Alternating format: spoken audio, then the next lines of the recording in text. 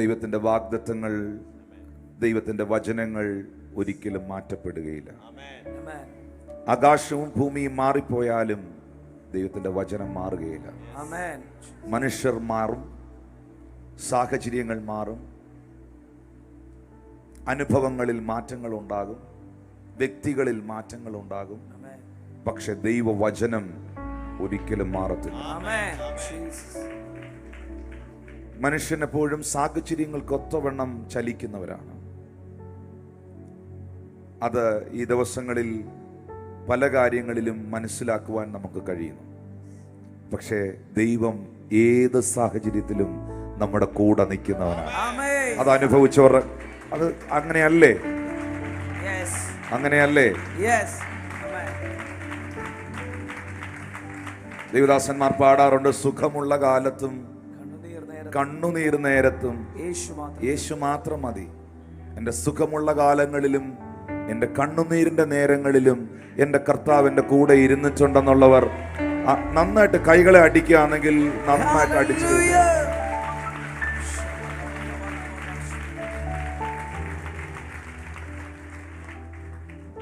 ആമോസിന്റെ പ്രവചന പുസ്തകം 4-ാം അധ്യായം 12-ാമത്തെ വാക്യം ഇന്ന് പകലത്തെ ദൈവവചന ധ്യാനത്തിനായി വായിക്കപ്പെടുകയാണ്. അതുകൊണ്ട് ഇസ്രായേലേ, ഞാൻ ഇങ്ങനെ നിന്നോട് ചെയ്യും. ഇസ്രായേലേ, ഞാൻ ഇത് നിന്നോട് ചെയ്യുവാൻ പോകുന്നത് കൊണ്ട് നിന്റെ ദൈവത്തെ എതിരേൽക്കുവാൻ ഒരുങ്ങിക്കൊള്ളുക.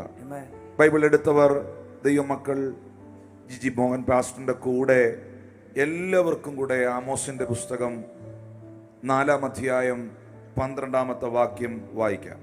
അതുകൊണ്ട് ഇസ്രായേലേ, ഞാൻ ഇങ്ങനെ നിന്നോട് ചെയ്യും. ഇസ്രായേലേ, ഞാൻ ഇത് നിന്നോട് ചെയ്യുവാൻ പോകുന്നത് കൊണ്ട് നിന്റെ ദൈവത്തെ എതിരേൽക്കുവാൻ ഒരുങ്ങിക്കൊള്ളുക. Prepare to meet your God.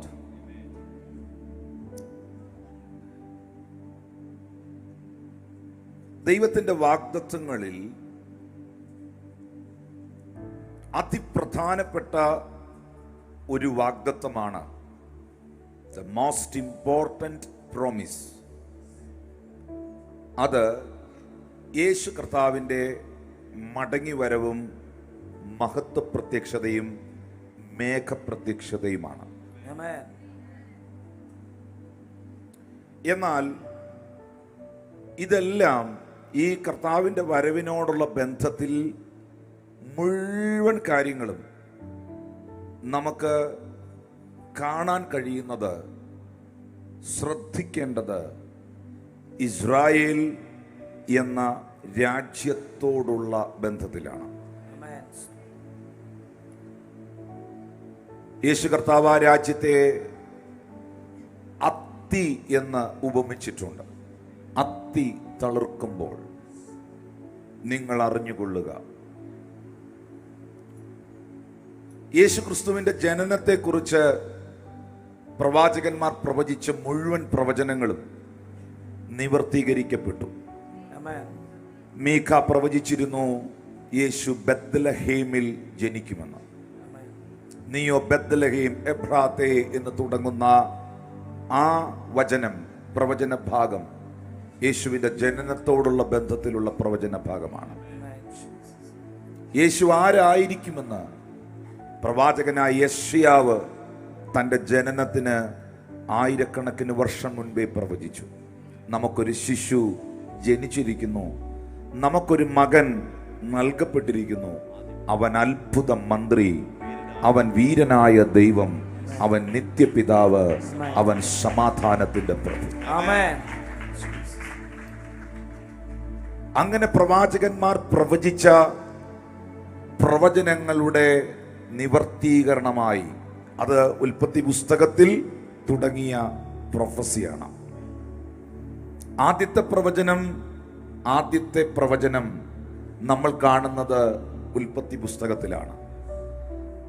ആ പ്രവചനം ഡിക്ലയർ ചെയ്തത്, ആ പ്രൊഫറ്റിക് വേർഡ് ഡിക്ലയർ ചെയ്തത് യഹോവയായ ദൈവമാണ്. ആ ശബ്ദം യഹോവയായ ദൈവം പറഞ്ഞത് സാത്താനോടാണ്, ലൂസിഫറിനോടാണ്, ആ പാമ്പിനോടാണ്.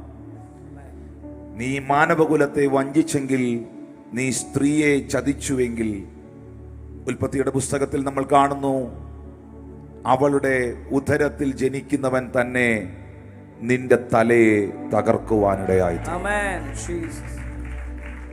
ആ കാലഘട്ടം മുതൽ യേശുവിൻ്റെ ജനനത്തോടുള്ള ബന്ധത്തിൽ സ്വർഗത്തിൽ സകല കാര്യങ്ങളും സജീവമാകുകയാണ്. കാരണം മാനവകുലത്തെ രക്ഷിക്കുക എന്നുള്ളത്, ഞാനിപ്പോൾ വായിച്ച വാക്യം ഉൽപ്പത്തി 3:15 വാക്യമാണ്. മാനവകുലത്തെ രക്ഷിക്കുക എന്നുള്ളത്, വിടുവിക്കുക എന്നുള്ളത് ദൈവത്തിൻ്റെ പദ്ധതിയായിരുന്നു.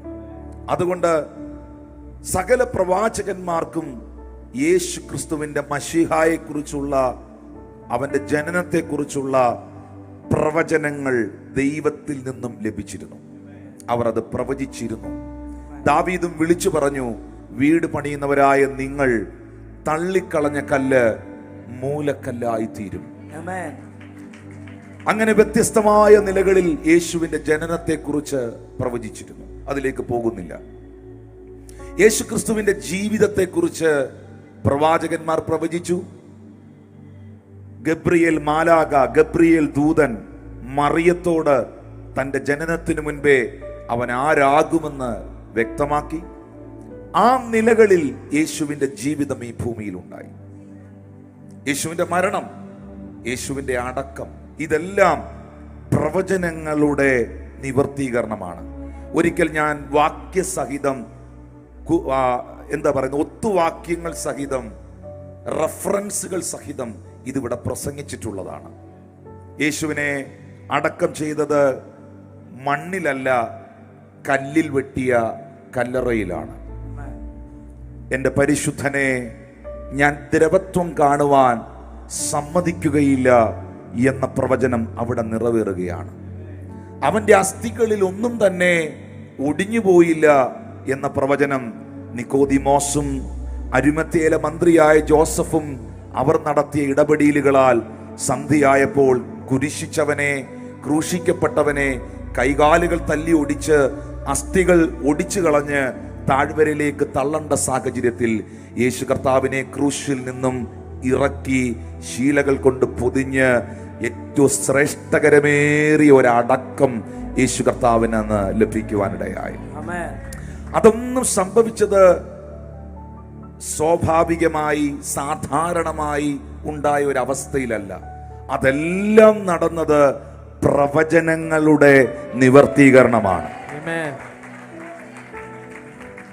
വാഗ്ദത്തം ചെയ്തതുപോലെ യേശു പറഞ്ഞു, നിങ്ങൾ ഈ മന്ദിരത്തെ പൊളിക്കുവീൻ, ഞാൻ 3 നാൾ കൊണ്ട് ഈ മന്ദിരം പണിയും, 3-ാം നാൾ ഞാൻ ഉയർക്കും.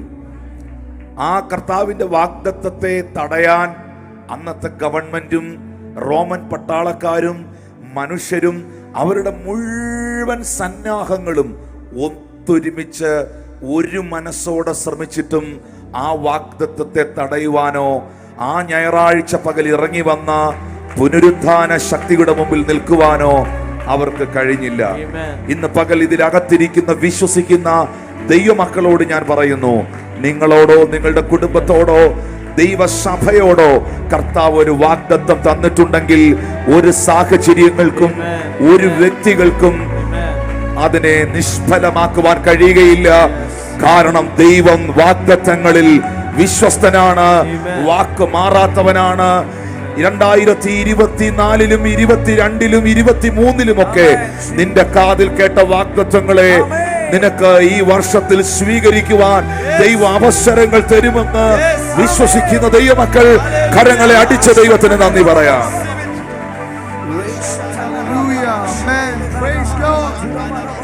ഞാൻ പ്രസംഗിക്കുന്ന ഈ ബൈബിൾ ഒരു കെട്ടുകഥയല്ല.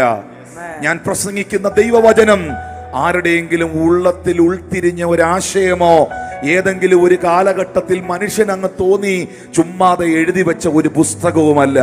ഇന്ന് ഈ പകൽ ഞാൻ പ്രസംഗിക്കുന്ന പുസ്തകം കാലഘട്ടത്തെ AD എന്നും BC എന്നും രണ്ടായി തിരിച്ചുകൊണ്ട് ചരിത്ര ശബ്ദമായി നിലകൊള്ളുന്നതെങ്കിൽ ഞാൻ വീണ്ടും ആവർത്തിക്കപ്പെടാൻ പോകുകയാണ്.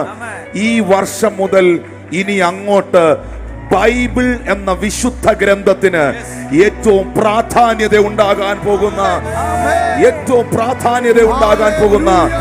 അത് ഞാൻ പാർക്കുന്ന എന്റെ സംസ്ഥാനത്തും എന്റെ രാജ്യത്തും ലോകത്തിലുടനീളം ഏറ്റവും പ്രാധാന്യത ഉണ്ടാകാൻ പോകുന്ന ഒരു കാലഘട്ടം തുറക്കപ്പെടാൻ പോകുകയാണ്.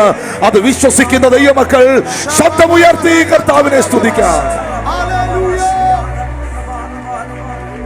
തീരുന്നില്ല.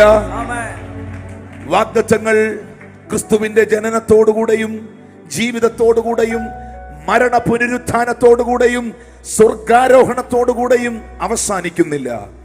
അതെല്ലാം, ആ വാഗ്ദത്തങ്ങളെല്ലാം അവിടെ നിറവേറി കഴിയുമ്പോൾ യേശു കർത്താവ് പുനരുത്ഥാനം ചെയ്ത ക്രിസ്തു ഗലീലായിൽ ആ ഒലിവ് മലയിൽ യേശു കർത്താവ് നിന്നുകൊണ്ട്, ജെറുസലേമിൽ ആ ഒലിവ് മലയിൽ നിന്നുകൊണ്ട് അവൻ സ്വർഗാരോഹണം ചെയ്യുന്ന സമയത്ത് ശിഷ്യന്മാർ ആ കാഴ്ച, ഒരു മേഘം വന്ന് അവനെ മൂടി. ആ മേഘത്തിൽ കർത്താവ് സ്വർഗത്തിലേക്ക് എടുക്കപ്പെടുമ്പോൾ അപ്പോസ്തല പ്രവർത്തികൾ 1-ാം അധ്യായത്തിൽ ദൂതന്മാർ ശിഷ്യഗണങ്ങളോട് പറയുകയാണ്, ഗലീല പുരുഷന്മാരെ, നിങ്ങൾ ആകാശത്തിലേക്ക് നോക്കി നിൽക്കുന്നത് എന്തിന്? നിങ്ങളെ വിട്ട് സ്വർഗാരോഹണം ചെയ്ത ഈ യേശുവിനെ. അപ്പോസ്തല പ്രവൃത്തി 1:11 എഴുതിയിരിക്കുന്നു, ഈ യേശു സ്വർഗത്തിലേക്ക് പോകുന്നവനായി നിങ്ങൾ കണ്ടതുപോലെ തന്നെ അവൻ വീണ്ടും വരും. ഓ, വിശ്വസിക്കുന്നവർ ഒന്ന് കരങ്ങൾ അടിച്ച് ആ പ്രത്യാശയുള്ള ദൈവമക്കൾ, ഗലീല പുരുഷന്മാരെ, നിങ്ങൾ ആകാശത്തിലേക്ക് നോക്കി നിൽക്കുന്നത് എന്ത്?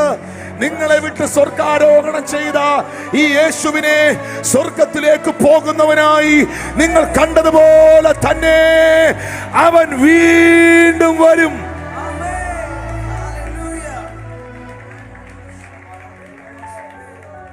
ഹല്ലേലൂയ.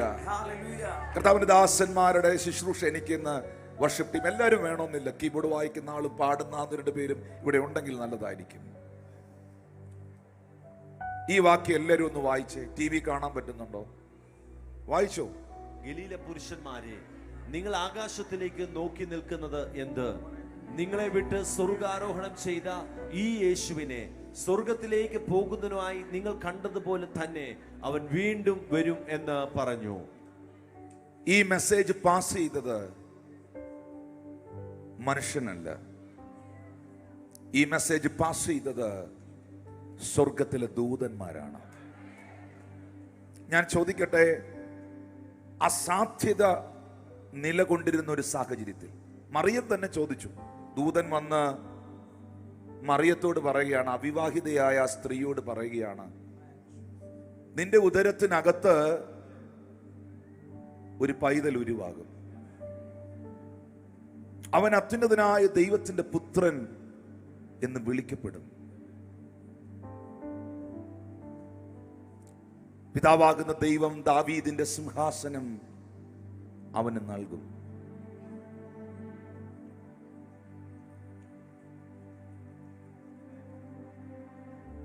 ഈ വാഗ്ദത്തം മറിയത്തോട് പറയുമ്പോൾ മറിയം ദൂതനോട് തിരിച്ചു ചോദിച്ചു, ഇതെങ്ങനെ സംഭവിക്കും? ഇതെങ്ങനെ സംഭവിക്കും? ദൂതൻ ലൂക്കോസ് സുവിശേഷം 1:37 വാക്യത്തിൽ മറിയത്തോട് പറയുന്നുണ്ട്, ദൈവത്തിന് ഒരു കാര്യവും അസാധ്യം അല്ലല്ലോ. ഇവിടെ ഇരിക്കുന്നവർക്ക് ആ വിശ്വാസമുണ്ടോ?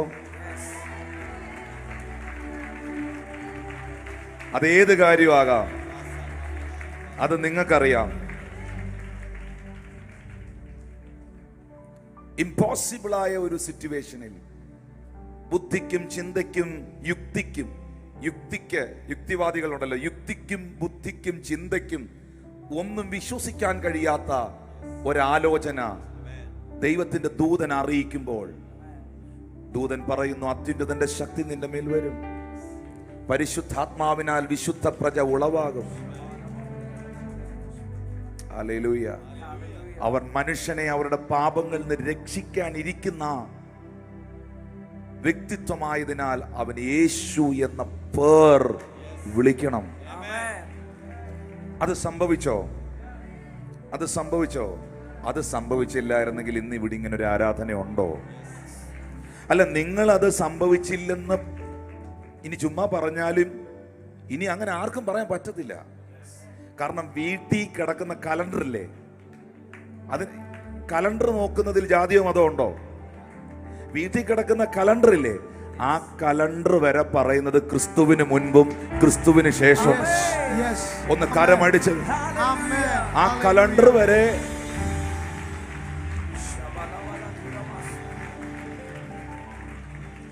Hallelujah, hallelujah. അങ്ങനെയാണെങ്കിൽ അന്ന് മറിയത്തോട് ആ ദൂത് പറഞ്ഞത് ദൂതനായിരുന്നു.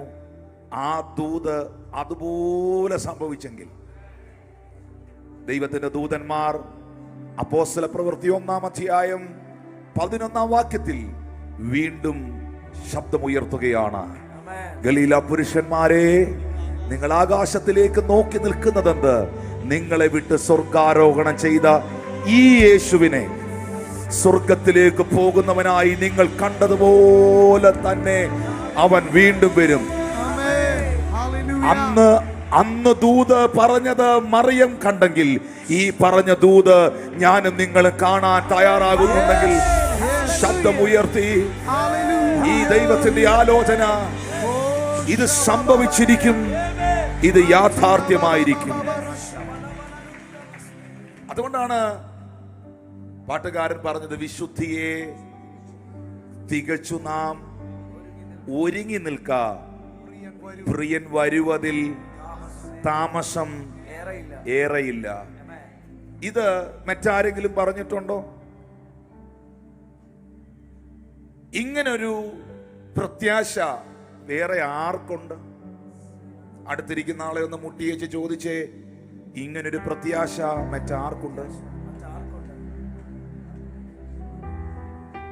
ഈ ഭൂമിയിൽ ജീവിച്ചിരുന്ന ഏതെങ്കിലും മനുഷ്യരോ ഏതെങ്കിലും വ്യക്തിത്വങ്ങളോ ഈ ലോകത്തിലെ ആർക്കെങ്കിലും ഇങ്ങനെ ഒരു ഉറപ്പ് അവരുടെ സമൂഹത്തിന് കൊടുക്കാൻ പറ്റിയിട്ടുണ്ടോ?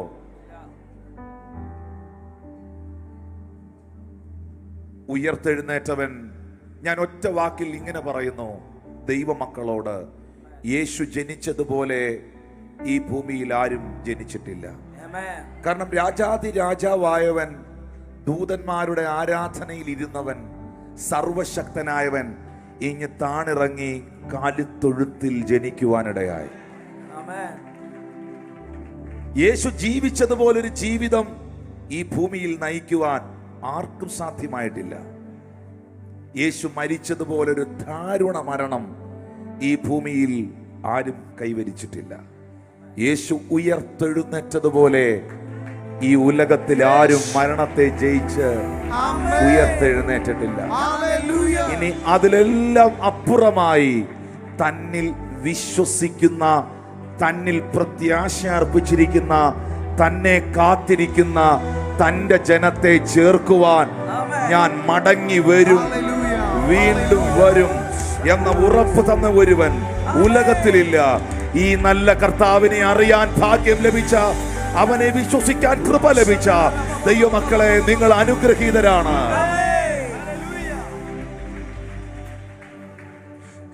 അതുകൊണ്ടാണ് ആമോസിന്റെ പ്രവചന പുസ്തകത്തിനകത്ത് 4-ാം അധ്യായത്തിന്റെ 12-ാം വാക്യത്തിൽ ദൈവവചനത്തിൽ എഴുതിയിരിക്കുന്നത്, നിന്റെ ദൈവത്തെ എതിരേൽക്കുവാൻ ഒരുങ്ങിക്കൊള്ളുക. ഞാൻ അതിനകത്ത് നിങ്ങൾക്ക് മനസ്സിലാകുന്ന രീതിയിൽ ഒരു വാക്ക് ഉപയോഗിക്കാം. Prepare to meet your God. ആ പ്രിപ്പയർ എന്നൊരു വേർഡ് കണ്ടോ? അങ്ങനെ ചുമ്മാതൊന്നും കാണാൻ പറ്റത്തില്ല, അതിനൊരു ഒരുക്കം വേണം. Hallelujah, hallelujah. ഇപ്പോൾ നിങ്ങൾ വളരെ പ്രധാനപ്പെട്ട ഒരാളിനെ കാണാൻ പോവുകയാണ്. ആ വളരെ പ്രധാനപ്പെട്ട ഒരാളിനെ കാണാൻ പോകുമ്പോൾ അതിന് നിങ്ങൾക്കൊരു ഒരുക്കം ഉണ്ടാവും. നിങ്ങൾ വളരെ പ്രധാനപ്പെട്ട ഒരു ഫംഗ്ഷനിൽ പങ്കെടുക്കാൻ പോവുകയാണ്. ആ ഫംഗ്ഷനിൽ നിങ്ങൾ പോകുമ്പോൾ നിങ്ങൾ വീട്ടിൽ നിൽക്കുന്ന കോലത്തിലായിരിക്കത്തില്ല പോകുന്നത്. അതിന് നിങ്ങൾക്ക് ഒരു ഒരുക്കം ഉണ്ടാവും. നിങ്ങൾ ഏറ്റവും ഇമ്പോർട്ടന്റ് ആയ ഒരാളിനെ കാണാൻ പോകുമ്പോൾ, ഫേസ് ചെയ്യാൻ പോകുമ്പോൾ നിങ്ങളുടെ അകത്ത് ഒത്തിരി ചിന്തകൾ ഉണ്ടാകും. ഞാൻ ചോദിക്കട്ടെ, നാളെ ഞാൻ എൻ്റെ ജീവിത സാഹചര്യങ്ങളെ എങ്ങനെ ഫേസ് ചെയ്യും എന്ന് ചിന്തിക്കുന്നവരുണ്ട്. നാളുകളിൽ എൻ്റെ സാമ്പത്തിക വിഷയങ്ങളെ ഞാൻ എങ്ങനെ ഫേസ് ചെയ്യും എന്ന് ചിന്തിക്കുന്നവരുണ്ട്. നാളുകളിൽ ചിലർ പറയാറുണ്ട്, എന്നെ എൻ്റെ ബോസ് വിളിച്ചിട്ടുണ്ട്, എൻ്റെ മീതെയുള്ള എൻ്റെ ജോലി സ്ഥലത്തെ ബോസ് വിളിച്ചിട്ടുണ്ട്. എൻ്റെ പൊന്നു ബ്രദറെ, ഞാൻ എങ്ങനെയാ പുള്ളിയെ ഫേസ് ചെയ്യുന്നത്, മീറ്റ് ചെയ്യുന്നത്? ചില വിഷയങ്ങളുണ്ട്. ഞാൻ എങ്ങനെ എൻ്റെ ബോസിനെ മീറ്റ് ചെയ്യും, ഞാൻ എങ്ങനെ എൻ്റെ നാളുകളെ ഫേസ് ചെയ്യും എന്ന് ചിന്തിക്കുന്ന നിങ്ങൾ എത്ര പേർ ചിന്തിച്ചിട്ടുണ്ട്? നാളുകളിൽ അല്ലെങ്കിൽ അറ്റ് എനി ടൈം, ഏത് സമയവും ഈ വാഗ്ദത്തം സംഭവിക്കാം. എനിക്ക് എൻ്റെ കർത്താവിന്റെ മുൻപിൽ അവനെ ഫേസ് ചെയ്യാൻ കഴിയുമോ?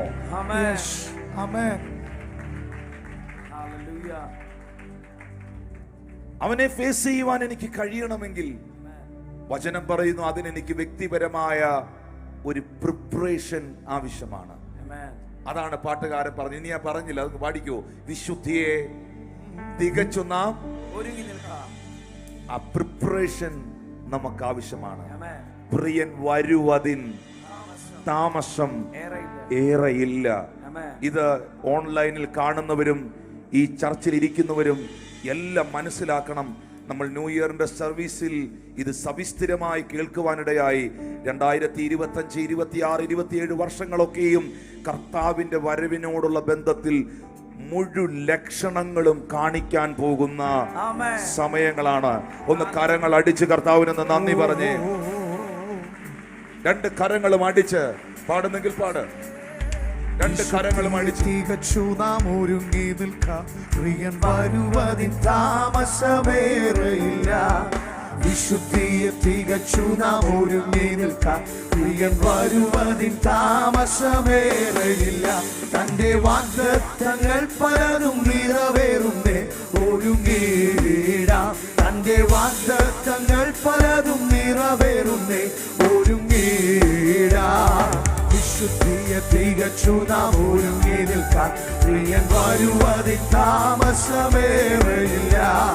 വിശുദ്ധിയെ തികച്ചു നാം ഒരുങ്ങി നിൽക്കാം. പ്രിയൻ വരുവതിൻ താമസമേറെയില്ല. യുദ്ധങ്ങൾ, ക്ഷാമങ്ങൾ, ഭൂകമ്പം, പല വ്യാധികളാൽ ജനം നശിച്ചിരുന്നു.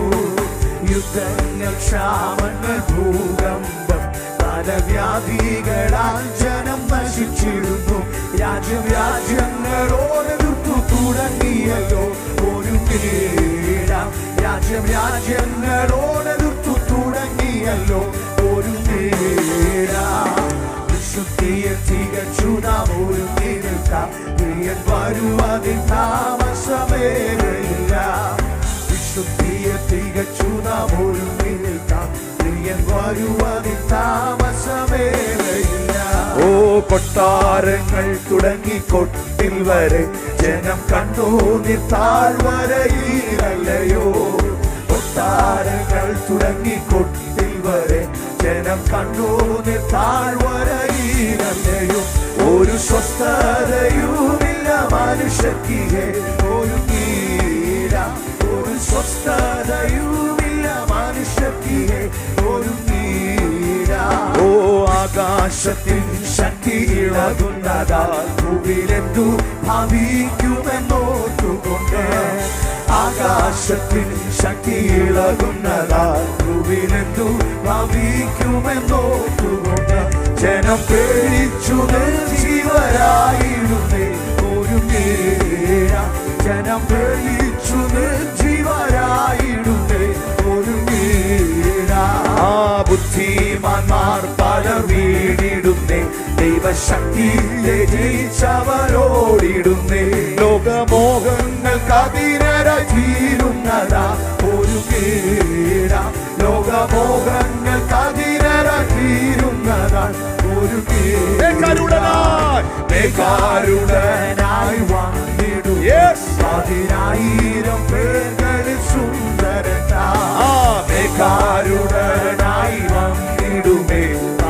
ആയിരം പേർകളിൽ സുന്ദരൻ തന്റെ കോമളരൂപം കണ്ടാനന്ദിപ്പാൻ ഒരുങ്ങിയിടാം.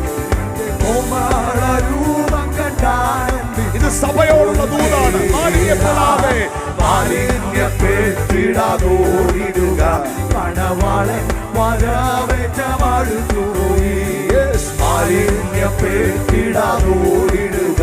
മണവാളൻ വരവേറ്റമടുത്തുപോയി. മണിയറയിൽ പോയി നാം ആശ്വസിപ്പാൻ ഒരുങ്ങിയിടാം.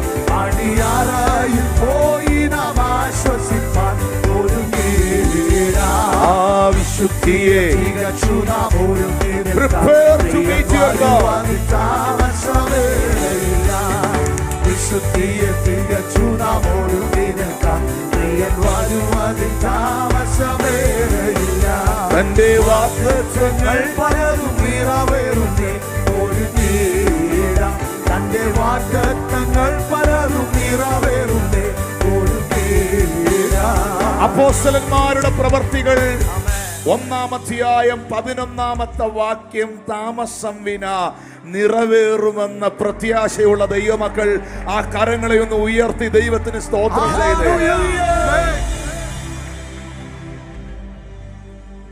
മുഴുവൻ ശുശ്രൂഷകളും ഇന്നത്തെ തിരുമേശയുടെ ശുശ്രൂഷയും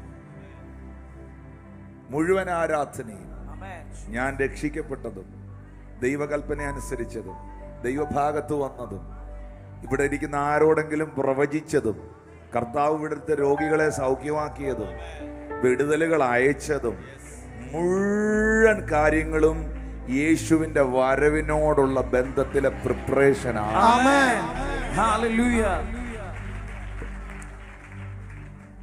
ചോദ്യം ഇതാണ്, നിങ്ങൾക്കൊരു കാര്യം അറിയാമോ? എല്ലാവർക്കും എല്ലാവരെയും മീറ്റ് ചെയ്യാൻ പറ്റത്തില്ല.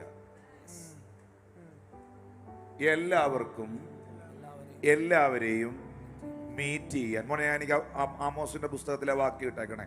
എല്ലാവർക്കും എല്ലാവരെയും മീറ്റ് ചെയ്യാൻ പറ്റത്തില്ല.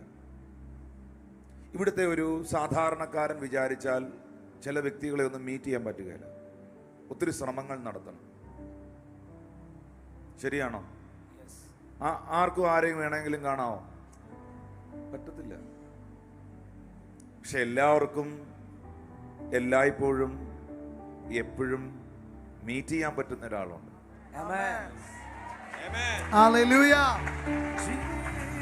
അതിൽ ജാതിയോ മതമോ സഭയോ സംഘടനയോ ഒരു വ്യത്യാസമില്ല.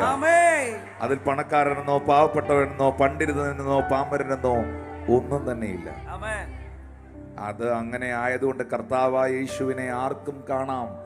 അവൻ ആരുടെ അരികിലും വരും. അവൻ ആരെയും സ്വീകരിക്കും.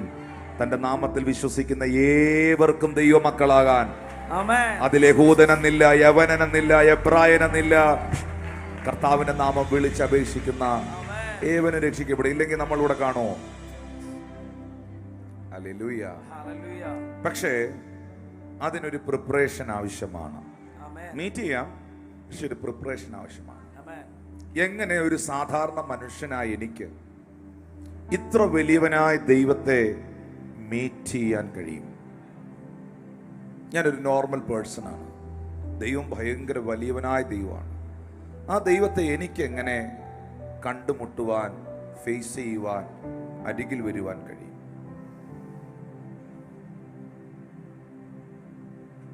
ദൈവം മനുഷ്യന്റെ ദൈവമാണ്. എല്ലാവരും ഒന്ന് പറഞ്ഞേ, ദൈവം മനുഷ്യന്റെ ദൈവമാണ്. അടുത്തൊരു വാക്ക് പറഞ്ഞേ, മനുഷ്യൻ ദൈവമല്ല. മനുഷ്യൻ ദൈവമല്ല. ഉറക്കെ പറയണം. അത് മനുഷ്യൻ ദൈവമല്ല. രണ്ടും പറയണം, ചേർത്ത് വേണം. രണ്ടുകൂടെ ചേർത്ത് പറയണം. ദൈവം മനുഷ്യന്റെ ദൈവമാണ്. മനുഷ്യന്റെ ദൈവമാണ്. മനുഷ്യൻ ദൈവമല്ല. ഒന്നുകൂടെ പറഞ്ഞേ, ദൈവം മനുഷ്യന്റെ ദൈവമാണ്. മനുഷ്യൻ ദൈവമല്ല. അടുത്തിരിക്കുന്ന ആളോട് പറഞ്ഞേ, ദൈവം മനുഷ്യന്റെ ദൈവമാണ്. മനുഷ്യൻ ദൈവമല്ല. ഹല്ലേലൂയ. ഹല്ലേലൂയ. ഈ പറഞ്ഞ രണ്ട് വാക്കുകളെയും സ്വർഗത്തിലെ ദൈവം ഏറ്റെടുത്തുകൊണ്ട് തൻ്റെ പുത്രനെ മനുഷ്യ സാദൃശ്യത്തിലാക്കി ഈ ഭൂമിയിലേക്ക് അയച്ചു.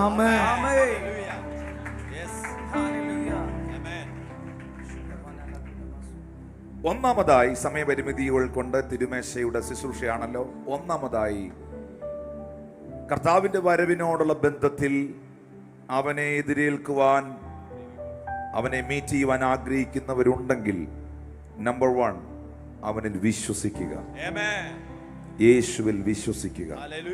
എബ്രായർക്കെഴുതിയ ലേഖനം 11-ാം അധ്യായം 6-ാമത്തെ വാക്യം, എന്നാൽ വിശ്വാസം കൂടാതെ ദൈവത്തെ പ്രസാദിപ്പിക്കുവാൻ കഴിയുന്നതല്ല.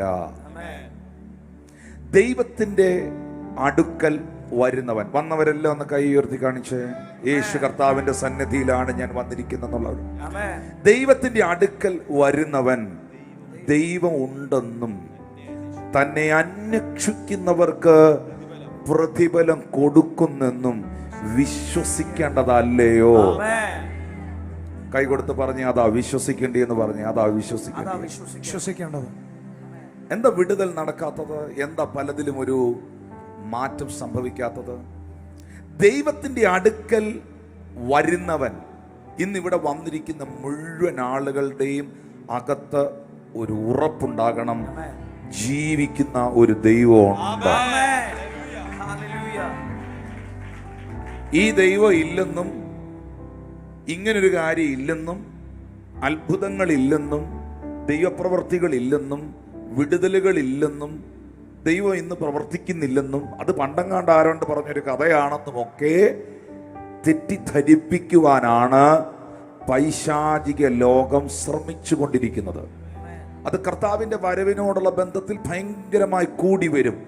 അതുകൊണ്ടാണ് യേശുക്രിസ്തു തന്നെ പറഞ്ഞത്, മനുഷ്യപുത്രൻ മടങ്ങി വരുമ്പോൾ, അല്ലെങ്കിൽ മനുഷ്യപുത്രൻ വരുമ്പോൾ ഭൂമിയിൽ വിശ്വാസം കണ്ടെത്തുമോ എന്ന് പറഞ്ഞത്. അവസാനത്തോളം സഹിച്ചു നിൽക്കുന്നവൻ രക്ഷിക്കപ്പെടും എന്ന് യേശു പറഞ്ഞത്. അങ്ങനെയാണെങ്കിൽ ഇന്ന് ഈ ആരാധനയിൽ പങ്കെടുക്കുന്ന ദൈവമക്കൾക്ക് എത്ര പേർക്ക് എനിക്ക് ദൈവമെന്ന് പറയുന്നത് ഒരു കേട്ടുകേൾവിയല്ല, പറഞ്ഞു കേൾവിയല്ല, അതെന്റെ അനുഭവമാണ് എന്നുള്ളവർ ആ കൈകളെ ഈ ഓൺലൈനിൽ ഇതെന്റെ അനുഭവം, ഞാൻ എൻ്റെ ദൈവത്തെ, അവന്റെ പ്രവൃത്തിയെ വ്യക്തിപരമായി അനുഭവിച്ചറിഞ്ഞ ആളാണ് എന്ന ഉറപ്പുള്ള ദൈവമക്കൾ ആ കൈകളെ തട്ടി ദൈവത്തിന് നന്ദി പറയാം. വിശ്വാസം കൂടാതെ വിശ്വസിക്ക്, വിശ്വസിക്ക്, വിശ്വസിക്ക്, വിശ്വസിക്ക്, വിശ്വസിക്ക്. എല്ലാ അവിശ്വാസത്തിന്റെ ആത്മാവിനെയും, എല്ലാ അവിശ്വാസം എന്ന ദുഷ്ടഹൃദയത്തെയും യേശുവിൻ നാമത്തിൽ ഉടച്ചുകള.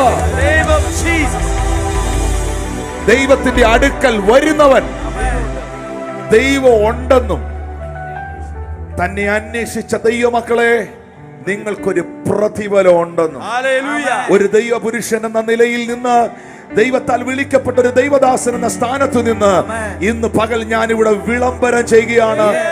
ദൈവത്തെ അന്വേഷിച്ച മുഴുവൻ ആളുകൾക്കും പ്രതിഫലം ഉണ്ടാകും, ഉറപ്പായുണ്ടാകും. നിനക്കൊരു പ്രതിഫലം ഉണ്ട്, നിശ്ചയം.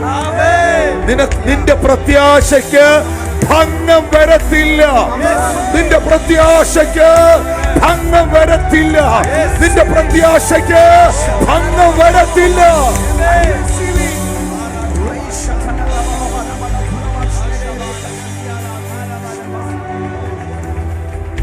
ഹല്ലേലൂയ, ആമേൻ. നിങ്ങളാ വാക്യം നോക്കിയോ? വിശ്വാസം കൂടാതെ ദൈവത്തെ. ഈ നമ്മുടെ ഈ വർഷം കർത്താവ് തന്ന ആലോചനയാണല്ലോ ഗ്രേറ്റ് ഗ്രേസ് എന്നൊരു പദം. ഈ ഗ്രേസ് എന്ന് പറഞ്ഞാൽ കൃപ എന്ന് മാത്രമല്ല അതിനർത്ഥമുള്ളത്. കൃപ എന്ന് പറയുന്നത് തന്നെ ദൈവത്തിന്റെ പ്രസാദമാണ്. കൃപ എന്ന് പറയുന്നത് ദൈവത്തിന്റെ അനുകൂലതയാണ്. ഇംഗ്ലീഷിൽ പറഞ്ഞാൽ കുറച്ചുകൂടെ നിങ്ങൾ ശക്തമാവുന്ന എനിക്കറിയാം, അത് ദൈവത്തിന്റെ ഫേവറാണ്. ഹല്ലേലൂയ. അങ്ങനെയാണെങ്കിൽ എങ്ങനെ ദൈവപ്രസാദം ഉണ്ടാകും? എല്ലാ മനുഷ്യരുടെയും ടാർഗറ്റ് ഇതാണ്. എല്ലാ മനുഷ്യരുടെയും ലക്ഷ്യം ഇതാണ്. എല്ലാ ആളുകളും അതാത് മേഖലകളിൽ വിശ്വസിക്കുന്ന പ്രിയപ്പെട്ടവർക്കെല്ലാം ദൈവത്തെ പ്രസാദിപ്പിക്കണമെന്നാണ് എല്ലാവരുടെയും ആഗ്രഹം. ദൈവത്തെ പ്രസാദിപ്പിക്കാൻ വേണ്ടി എന്തെല്ലാം കാര്യങ്ങൾ മനുഷ്യർ ചെയ്യുന്നുണ്ട് നോക്കിയാൽ മതി, വിവിധ നിലകളിൽ നോക്കിയാൽ മതി. എന്നാൽ വേദപുസ്തകം, വിശുദ്ധ ബൈബിൾ ദൈവത്തെ പ്രസാദിപ്പിക്കുവാൻ എന്തു ചെയ്യണമെന്ന് എഴുതിയിരിക്കുന്നത്. ഇതാണ് നമ്മുടെ കുഴപ്പം. എന്ത് കാര്യം പറഞ്ഞാലും കൈ അടിക്കും, സ്വോത്രം പറയും. ഞാൻ ഈ ലീഡർഷിപ്പ് മീറ്റിംഗ് പറഞ്ഞു, ഇനി പറഞ്ഞ കാര്യങ്ങളൊക്കെ തന്നെ വീണ്ടും പറഞ്ഞുകൊണ്ടേയിരിക്കും. Praise the lord. ഹല്ലേലൂയ. ചൈനയിലെ വുഹാനിൽ ഒരു ടെസ്റ്റ് ട്യൂബിനകത്തിരുന്ന വൈറസ് അത് മറിഞ്ഞതിനാൽ, ഞാൻ അങ്ങനെ പറഞ്ഞേ, ലോകം മുഴുവൻ ലോക്ക്ഡൗണിലേക്ക് പോയെങ്കിൽ വീണ്ടും അടുത്തത് മറിയുന്നുണ്ട്.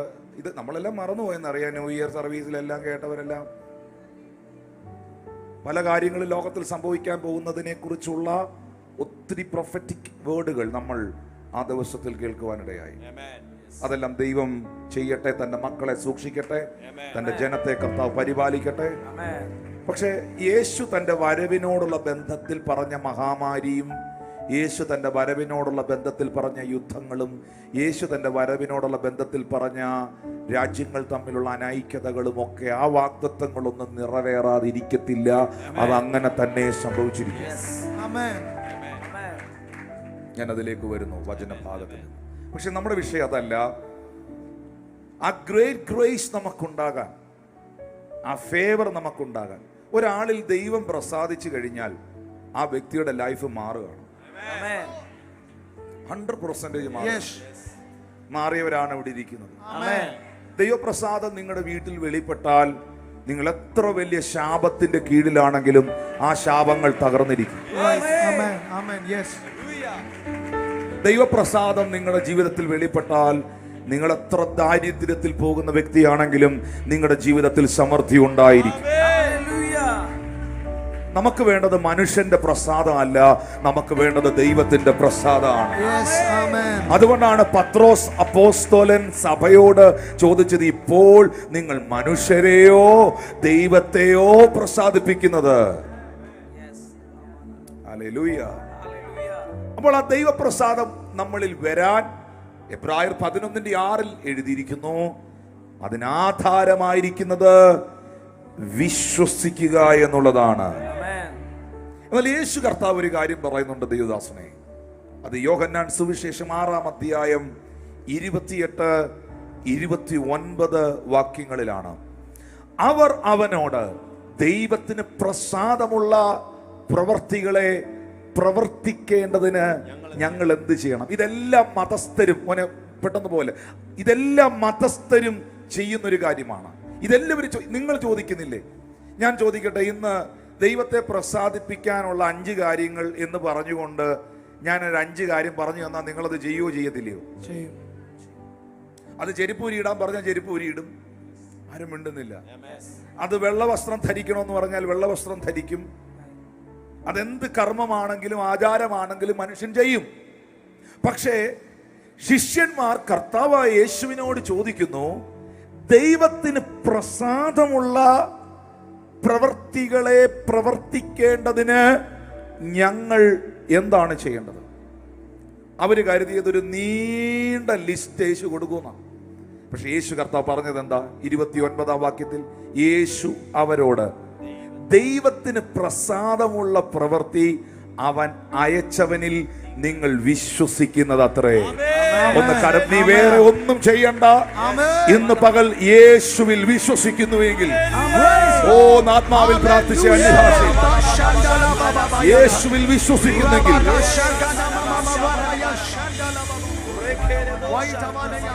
യേശുവിൽ വിശ്വസിക്കുന്നവരിൽ ദൈവത്തിന്റെ ഫേവർ ഉണ്ടാകുകയാണ്. യേശു കർത്താവിൽ വിശ്വസിക്കുന്നവരൊക്കെ ഒന്ന് കൈകളെ ഉയർത്തിയേ. ഈ ഓൺലൈനിൽ കാണുന്ന, വീട്ടിലിരുന്ന് കാണുന്നവർക്കും ഈ ഞായറാഴ്ച പകലിൽ കരങ്ങളെ ഉയർത്തി ദൈവത്തിന് സ്തോത്രം ചെയ്യാം. ദൈവത്തിൽ, യേശുവിൽ വിശ്വസിക്കുന്നവർ, ദൈവത്തിന് പ്രസാദമുള്ള പ്രവൃത്തി തന്നെ അവനിൽ അയച്ചവന് നിങ്ങൾ വിശ്വസിക്കുന്നത് അത്രേ. ദൈവത്തെ, സ്വർഗീയ പിതാവിനെ വിശ്വസിക്കുന്നവർ എന്ന് കൈകളെ ഉയർത്തിപ്പിടിച്ചു. നിങ്ങൾ അവനിൽ വിശ്വസിച്ചിരിക്കുന്നെങ്കിൽ ഉറപ്പിച്ചുകൊള്ളുക, ദൈവപ്രസാദം നിങ്ങളുടെ ഭവനത്തിൽ വന്നു കഴിഞ്ഞിരിക്കുന്നു. ചേർന്ന് കരങ്ങളെ അടിച്ച ദൈവത്തിന്റെ favor നിങ്ങളിൽ വന്നു കഴിഞ്ഞിരിക്കുന്നു. നിങ്ങളും നിങ്ങളുടെ കുടുംബവും ഇനി ആ പഴയ അനുഭവങ്ങളിലായിരിക്കുകയില്ല. ഞാനിത് പറയുമ്പോൾ സന്തോഷമുള്ള എത്ര ദൈവമക്കൾ ഇതിനകത്തുണ്ട്. ആ മഹാഭാഗ്യം ലഭിച്ചവർ, ആശ്ചര്യമേ, ഇതാരാൽ വർണ്ണിക്കാൻ കഴിയും? കൃപയേ, ഇത് കൃപയേ. Hallelujah. Hallelujah. Can you please sing it that clearly? ആശ്ചര്യമേ, ഇത് ആരാൽ വർണ്ണിച്ചിടാൻ, ആശ്ചര്യമേ ഇതു ആരാൽ വർണ്ണിച്ചിടാൻ. കൃപയേ, കൃപയേ, കൃപയേ, കൃപയേ, കൃപയേ, കൃപയേ, കൃപയേ. ഇത് എന്തൊരു അത്ഭുതമാണ് ഇത്. അതുകൊണ്ടാണ് പറയുന്നത് ആശ്ചര്യമേ, ഇത് ആരാൽ വർണ്ണിക്കാൻ പറ്റും? ഇത് കൃപയാണെന്ന് പറഞ്ഞതിന്റെ കാരണം എന്നാ? ഒന്ന് ഓർത്തു നോക്കി. ഇവിടെ മനുഷ്യർ ദൈവത്തിന്റെ പ്രസാദം ലഭിക്കാൻ എന്തെല്ലാം കാര്യങ്ങൾ പലരും ചെയ്യുന്നു. നമ്മളിൽ പല പ്രിയപ്പെട്ടവർ എന്തെല്ലാം കാര്യങ്ങളിൽ പലരും ഏർപ്പെടുന്നു. പക്ഷെ വേദപുസ്തകം, വിശുദ്ധ ബൈബിൾ നമ്മളെ പഠിപ്പിക്കുന്നത് ഒന്നും ചെയ്യണ്ട, അവനെ കൈക്കൊണ്ട് അവന്റെ നാമത്തിൽ വിശ്വസിക്കുന്ന ഏവർക്കും. ഇന്ന് കൈ കൊട്ടാതിരിക്കുന്നവരോടും ഇത് വിശ്വസിക്കാത്തവരോടും ഞാൻ പറയുന്നു, നിനക്ക് പറയേണ്ടി വരും, എന്റെ ദൈവം എന്നെ അനുഗ്രഹിച്ചെന്ന്. നിനക്ക് പറയേണ്ടി വരും, എന്റെ ദൈവം എന്നെ മാനിച്ചെന്ന്. ഹല്ലേലൂയ. എന്തിനാ വിശ്വസിക്കുന്നേ? എന്തിനാ വിശ്വസിക്കുന്നേ? എന്തിനാ അവനിൽ വിശ്വസിച്ചേ? യോഹന്നാൻ 6:47 യേശു ക്രിസ്തു പറയുന്നു, ആമീൻ ആമീൻ, ഞാൻ നിങ്ങളോട് പറയുന്നു, വിശ്വസിക്കുന്നവന് നിത്യജീവനുണ്ട്. ഒന്ന്, യേശുവിൽ വിശ്വസിച്ചവൻ ദൈവത്തിന്റെ മകനാകുന്നു, ദൈവത്തിന്റെ മകളാകുന്നു, ദൈവപ്രസാദം അവനിൽ വരുന്നു. ഇത് മനുഷ്യന് ചെയ്യാൻ പറ്റുന്നതല്ല. ചിന്തിക്കരുത്. ആരാണ്ട് ഏതാണ്ട് പറയുന്ന കേട്ടിട്ട് നീ ആരാധനയ്ക്ക് വരാതിരിക്കരുത്, നീ പ്രാർത്ഥിക്കാതിരിക്കരുത്. മേലോട്ട് വലിക്കുന്ന ശ്വാസം താഴോട്ട് പോയില്ലെങ്കിൽ ഈ ലോകത്ത് നിന്ന് തന്നെ മാറ്റപ്പെടുന്ന മനുഷ്യന്റെ വാക്കുകളിലല്ല നീ വിശ്വസിക്കേണ്ടത്, മാറ്റമില്ലാത്ത ദൈവത്തിന്റെ വചനത്തിലാണ്.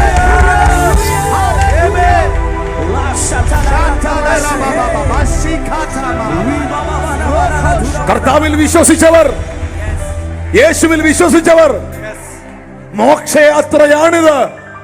ഞാൻ നടപ്പത് കാഴ്ചയാലല്ല, വിശ്വാസത്താലെയാണ്. ബൈബിൾ പറയുന്നു, എന്റെ നീതിമാൻ അവൻ വിശ്വാസത്തിൽ ജീവിക്കും. പിന്മാറുന്നുവെങ്കിൽ അവനിൽ എനിക്ക് പ്രസാദം ഇല്ല. ആ വാക്യം പാസ്റ്റർ പറഞ്ഞു മൈക്കിലൂടെ പറ. എന്റെ നീതിമാൻ വിശ്വാസത്തിൽ ജീവിക്കും. അടുത്ത വാക്യം, പിന്മാറുന്നുവെങ്കിൽ അവനിൽ പ്രസാദം ഒന്നുകൂടെ പറഞ്ഞു. എന്റെ നീതിമാൻ വിശ്വാസത്തിൽ ജീവിക്കും, പിന്മാറുന്നുവെങ്കിൽ അവനിൽ പ്രസാദമില്ല. സ്ഫുടമായി പറയണം, പ്രസാദമില്ലെന്ന്. പിന്മാറുന്നെങ്കിൽ അവനിൽ പ്രസാദമില്ല. നീ എപ്പോ പിന്മാറുന്നോ അപ്പോൾ മുതൽ ഫേവർ നഷ്ടപ്പെടുകയാണ്.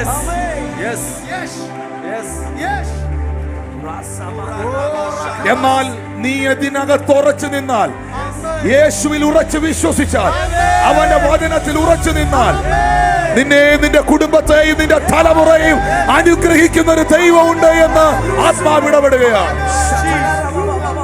എന്റെ നീതിമാൻ കാഴ്ചയാലല്ല ജീവിക്കുന്നത്. എന്റെ വചനം പറയുന്നു, ആ നീതിമാൻ ആരാണ്? നീതിമാൻ ആരാണ്? നീതിമാൻ ആരാണ്? അറിഞ്ഞൂടെ?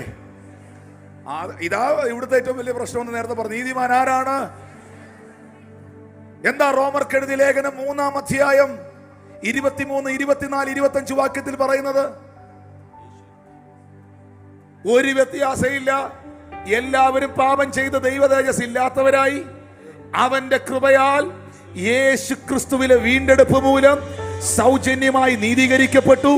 25-ാം വാക്യത്തിൽ എഴുതിയിട്ട് വിശ്വസിക്കുന്നവർക്ക് അവൻ തന്റെ രക്തം മൂലം പ്രായശ്ചിത്തമാകുവാൻ ദൈവം അവനെ പരസ്യമായി നിർത്തിയിരിക്കുന്നു. ദൈവം തന്റെ പൊറുമയിൽ മുൻകഴിഞ്ഞ പാപങ്ങളെ ശിക്ഷിക്കാതെ വിടുക നിമിത്തം നീതിയെ പ്രദർശിപ്പിക്കുവാൻ താൻ നീതിമാനും യേശുവിൽ വിശ്വസിക്കുന്നവനെ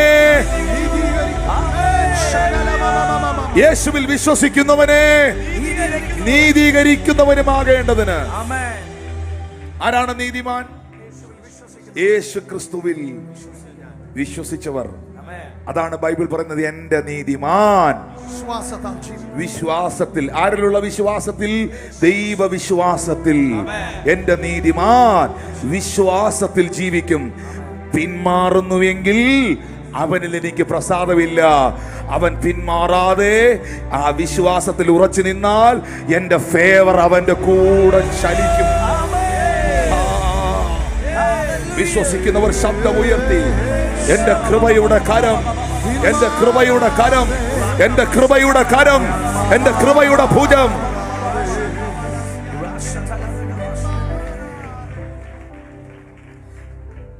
നീതിമാനായി മാറ്റിയതും ഉങ്കൾ കൃപയാ, നിത്യജീവൻ തന്നതും നിൻ കൃപയാ. നീതിമാനായി മാറ്റിയതും ദൈവകൃപയാ, നിത്യജീവൻ നൽകിയതും ദൈവകൃപയാ. നീതിമാനായി മാറ്റിയതും ദൈവകൃപയാ, നിത്യജീവൻ നൽകിയതും ദൈവകൃപയാ. കൃപയാ കൃപയാ കൃപയാ കൃപയാ കൃപയാൽ നിലനിൽക്കുമേ, ദൈവകൃപയാൽ നിലനിൽക്കുമേ. നീതിമാനായി ദൈവകൃപയാ, നിത്യജീവൻ ദൈവകൃപയാ. നീതിമാനായി മാറ്റിയതും ദൈവകൃപയാ, നിത്യജീവൻ നൽകിയതും ദൈവകൃപയാ. കൃപയാ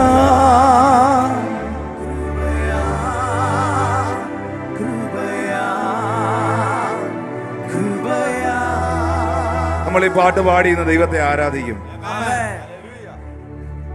യേശു പറയുന്നു, അവനിൽ വിശ്വസിക്കുന്നവൻ അവന്റെ മകനായി മകളായി മാറുന്നു. അവനിൽ വിശ്വസിക്കുന്നവർ നിത്യജീവനെ പ്രാപിക്കുന്നു. ഹല്ലേലൂയ. യോഹന്നാൻ 7:38 അവനിൽ വിശ്വസിക്കുന്നവർക്ക് പരിശുദ്ധാത്മാവിനെ ലഭിക്കുന്നു. നിങ്ങൾക്ക് എല്ലാവർക്കും സന്തോഷമുള്ളൊരു വാക്യം പറയാം. 1 യോഹന്നാന്റെ ലേഖനം 5-ാം അധ്യായം 4-5 വാക്യങ്ങളിൽ രേഖപ്പെടുത്തിയിരിക്കുന്നു. ദൈവത്തിൽ നിന്ന് ജനിച്ചതൊക്കെയും ലോകത്തെ ജയിക്കുന്നു. ലോകത്തെ ജയിച്ച ജയമോ നമ്മുടെ വിശ്വാസം തന്നെ. 5-ാമത്തെ വാക്യത്തിൽ രേഖപ്പെടുത്തിയിരിക്കുകയാണ്, യേശു ദൈവപുത്രൻ എന്ന് വിശ്വസിക്കുന്നവനല്ലാതെ ആരാകുന്നു ലോകത്തെ ജയിക്കുന്നവൻ? ഒന്ന് കരങ്ങൾ അടിച്ച് കർത്താവ്, യേശു ദൈവപുത്രൻ എന്ന് വിശ്വസിക്കുന്നവനല്ലാതെ ആരാകുന്നു ലോകത്തെ ജയിക്കുന്നവൻ? ചേർന്നൊരാമീൻ പറഞ്ഞാട്ടെ. അതുകൊണ്ട് വിശുദ്ധ ബൈബിൾ നമ്മെ പഠിപ്പിക്കുകയാണ്, പ്രിയപ്പെട്ടവരെ, ദൈവത്തെ എതിരേൽക്കുവാൻ നാം ഒരുങ്ങേണ്ടത് ആവശ്യമാണ്. ഒരു നിമിഷം ഒന്ന് കരങ്ങളെ ഉയർത്തി പ്രാർത്ഥിക്കാൻ തുടങ്ങി എല്ലാവരും. കർത്താവേ, എൻ്റെ ലൈഫിൽ എനിക്കിതിനോടുള്ള ബന്ധത്തിൽ ഒരു പ്രിപ്പറേഷൻ ആവശ്യമാണ്. ആ പ്രിപ്പറേഷനായിട്ട് എന്നെ സമർപ്പിക്കുകയാണ്. കർത്താവിൻ്റെ മേശ എൻ്റെ മുൻപിലുണ്ട്. അറ്റ് എനി ടൈം, ഏതു സമയവും യേശു കർത്താവ് മടങ്ങി വരാം. അറ്റ് എനി ടൈം ആ വാഗ്ദത്തം സംഭവിക്കാം. Oh thank you Jesus. മക്കളെ, ഒരു വാക്കൊന്ന് പ്രാർത്ഥിച്ച് ശബ്ദമുയർത്തി പ്രാർത്ഥിക്കാൻ തുടങ്ങിയേ. Thank you holy spirit of the Lord.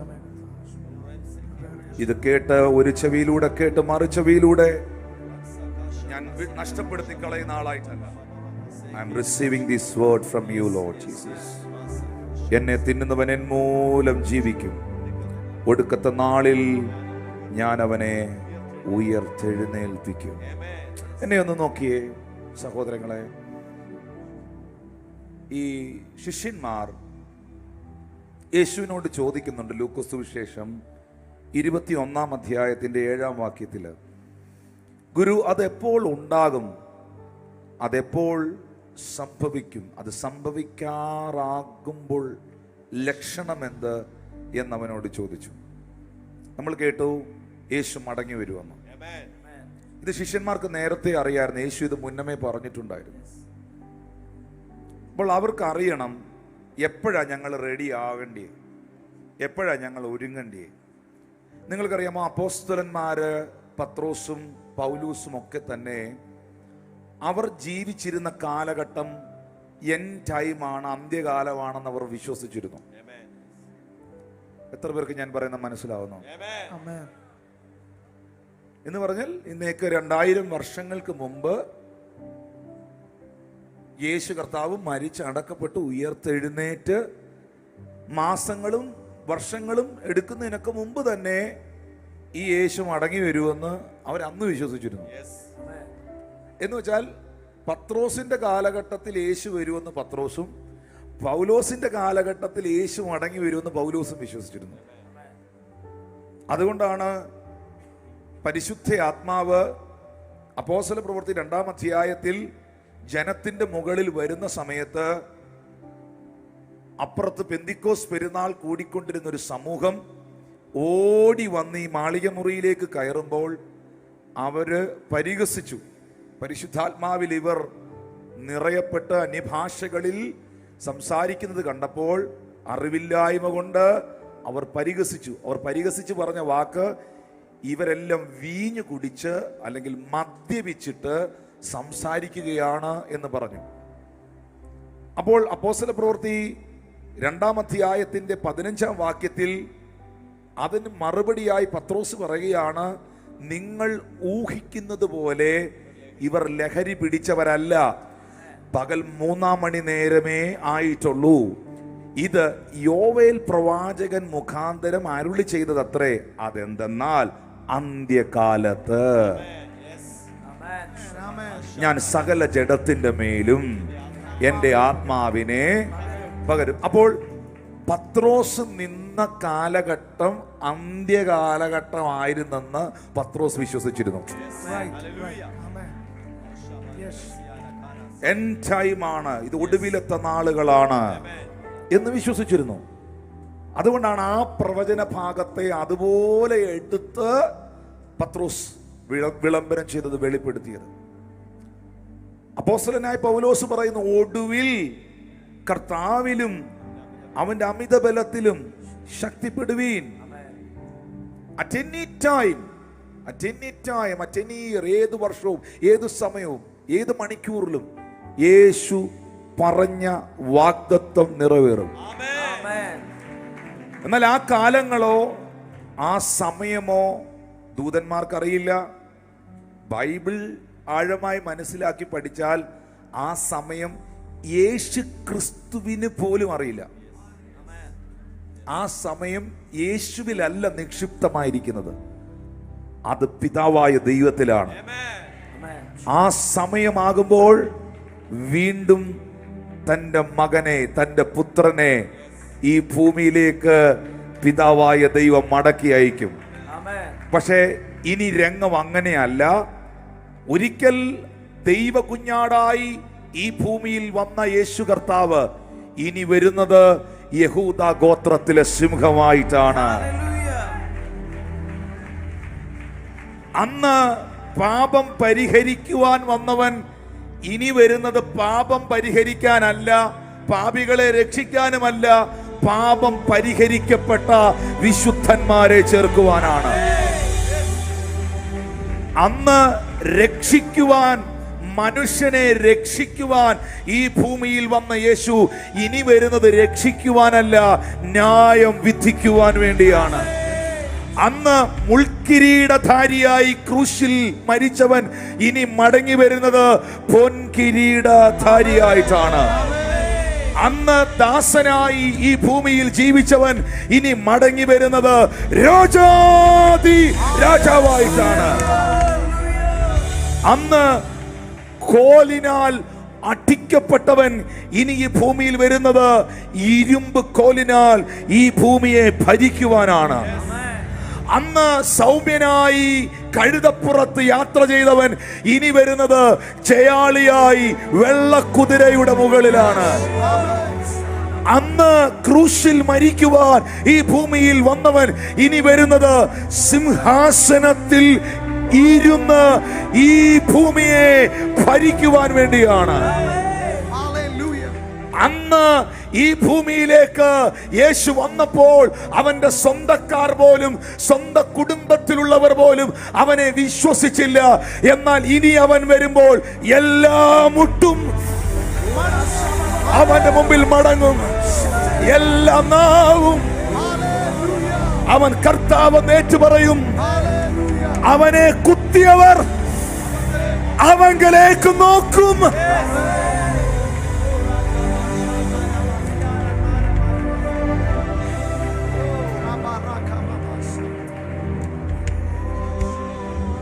അന്ന്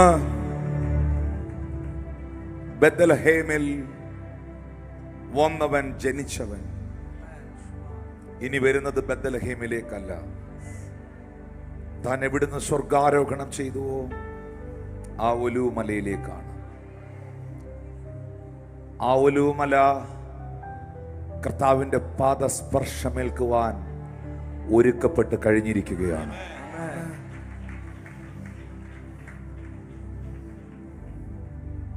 ഞങ്ങൾ പല സമയങ്ങളിലും ആ രാജ്യം സന്ദർശിച്ചിട്ടുണ്ട്. അവിടുത്തെ ഒരു ആർക്കിയോളജിക്കൽ സൈറ്റ് ആണത്. അവിടെ നമുക്കറിയാം, ഇസ്രായേൽ എന്ന് പറയുന്നത് വലിയൊരു രാജ്യമൊന്നുമല്ല. നമ്മുടെ പാലക്കാട് ജില്ലയുടെ അത്രയേ ഉള്ളൂ. പാലക്കാട് ജില്ലയുടെ അത്രയില്ല. കൊല്ലം ജില്ലയുടെ അത്രയില്ല ആ രാജ്യം.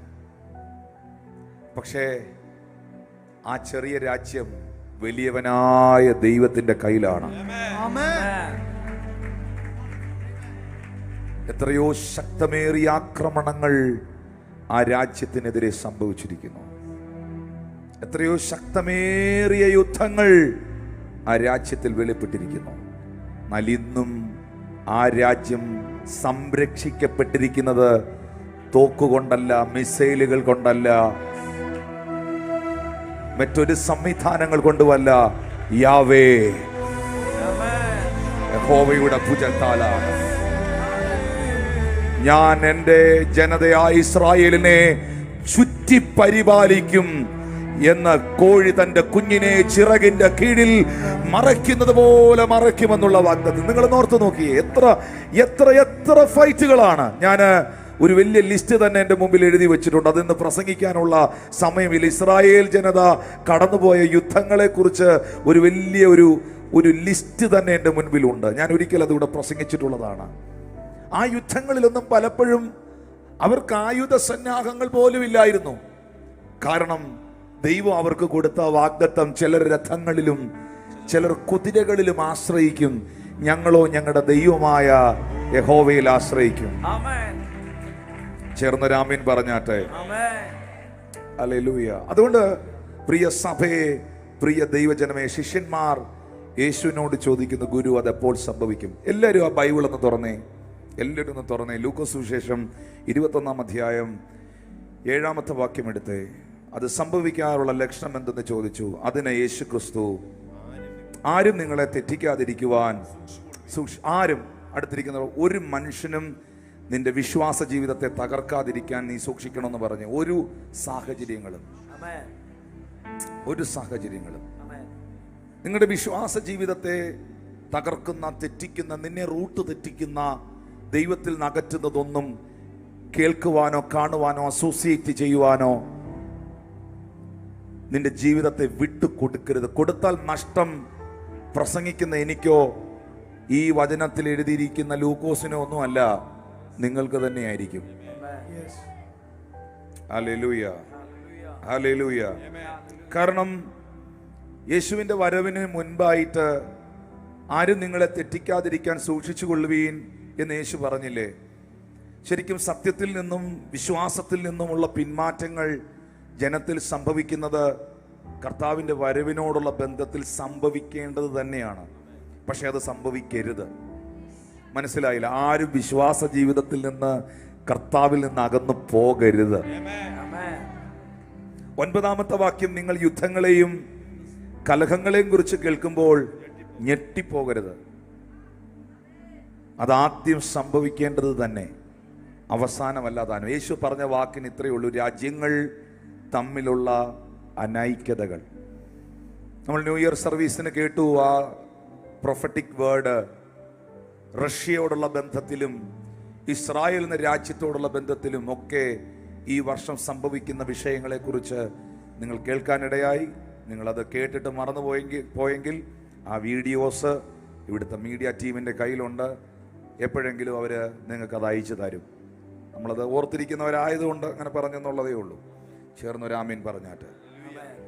രാജ്യങ്ങൾ തമ്മിലുള്ള അനൈക്യതകൾ. 10-ാമത്തെ വാക്യത്തിൽ പറയുന്നു, പിന്നെ അവൻ അവരോട് പറഞ്ഞത്, ജാതി ജാതിയോടും രാജ്യം രാജ്യത്തോടും എതിർക്കും. അതിശക്തമേറിയ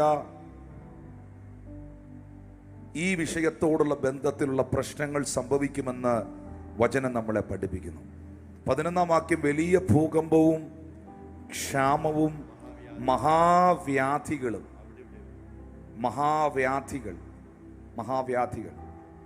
മഹാമാരികൾ മഹാവ്യാധികൾ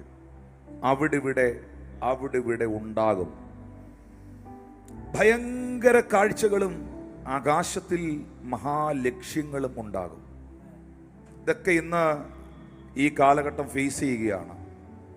12-ാമത്തെ വാക്യത്തിൽ പറയുന്നു, എല്ലാറ്റിനും മുൻപേ അവർ നിങ്ങളുടെ മേളിൽ, ദൈവസഭകളുടെ മേളിൽ, ദൈവദാസന്മാരുടെ മേളിൽ, കർത്തൃശുശ്രൂഷകരുടെ മേളിൽ കൈവച്ച് രാജാക്കന്മാരുടെയും നാടുവാഴികളുടെയും മുമ്പിൽ കൊണ്ടുപോയി ഉപദ്രവിക്കുകയും ഭയങ്കരമായ ക്രൈസ്തവ പീഡനങ്ങൾ, ആഗോളമായി വെളിപ്പെടുന്ന ക്രൈസ്തവ പീഡനങ്ങൾ യേശുവിൻ്റെ വരവിൻ്റെ ലക്ഷണമാണ്.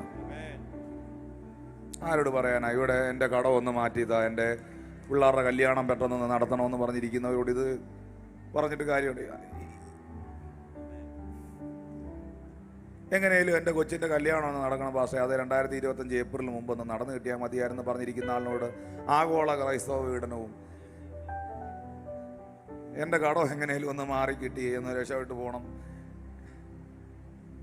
ഇന്നങ്ങ് സൗഖ്യമായിരുന്ന പിന്നെ എനിക്ക് അടുത്ത ആഴ്ച മുതൽ വരണ്ടായിരുന്നു എന്നൊക്കെ പറഞ്ഞിരിക്കുന്നവരോട് എന്തോ പറയാനോ? ഒന്ന് കൈ അടിച്ച് കർത്താവിന്.